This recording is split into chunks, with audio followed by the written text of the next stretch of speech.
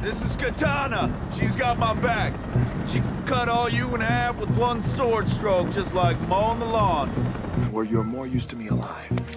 Don't make me change my mind. You're wasting your time talking to her. However, you would not be wasting your time if you were dancing with her. The most common stereotypes that Asian women encounter in Hollywood have been lotus blossoms, dragon ladies, prostitute. So I think that lens of Asian women as exotica, and Orientalism comes from the West, right? So there has been a history of conquest, and so the European idea of the East as exotic, as a country to plunder, to exploit. I think women were part of that exotica. This mythology of the Asian woman as available, the body available to the white man, that story is so familiar to Western society.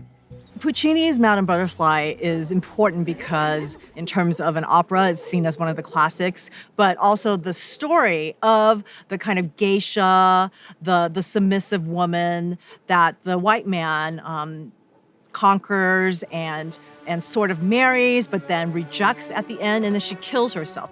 The Madame Butterfly trope is so important in US culture because I think it really marks the idea of the Asian woman exists for the white man's pleasure.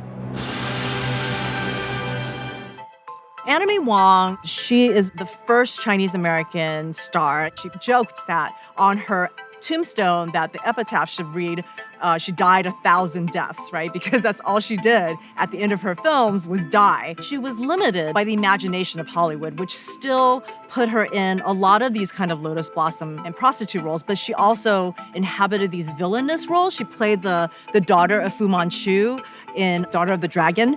My flower daughter. My honored father. And they would draw her eyes very much the cat eyes and blunt bangs.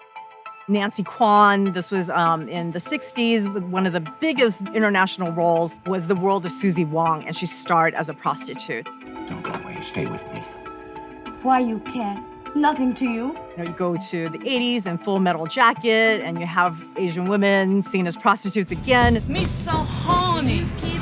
Me love you long time. I think every Asian woman I know has been propositioned or made fun or catcalled with those lines. And we know exactly what it is. Even if we haven't seen the movie, we know that it comes from, US culture, this idea of Asian women as prostitutes. She'd be like, oh, me so horny. Me love you long time. Unfortunately, even when we move forward, like Rush Hour, there's a scene where they walk into a room and then these oriental screens open. You pick any girl for you and your friend. It's like this vicious cycle, right? Of like, this is what Asian women are. And then you watch the images and you're like, okay, this is what Asian women are. And then you produce them again. And then, of course, that affects how you interact and conceptualize. And also, in extreme cases, mass murders. And so the power of the image to reinforce and to, actually plant ideas in people's minds is immeasurable. Some shows and movies I think that are positive representations of Asian women include To All the Boys I've Loved Before. There's 3 movies now. Okay. A young Korean-American character girl who's played by Lana Condor, who's Vietnamese-American. And she has 2 sisters, too, and so there's 3 of them. And it's her story. It's a rom-com, coming-of-age story. I can be sure. I mean, what does God think? Also, the half of it shows a young Asian-American girl who is kind of nerdy, who has glasses, but who is still seen as the lead of her own very interesting alternative love story. We need to ask for and demand the superhero film, to demand the Meryl Streep level representation for Asian American women. There's that saying, you can't be what you can't see. And so, our opportunities and our dreams are limited.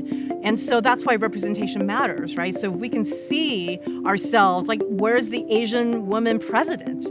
That maybe someday we'll have an Asian American woman as president. We have Kamala Harris right now, right? And that's so exciting. Actually, she is existing before we see anything like that in Hollywood, right? There she is, the first Black Asian vice president. we need more images like that so that representation can inspire and help move our society to a more just society.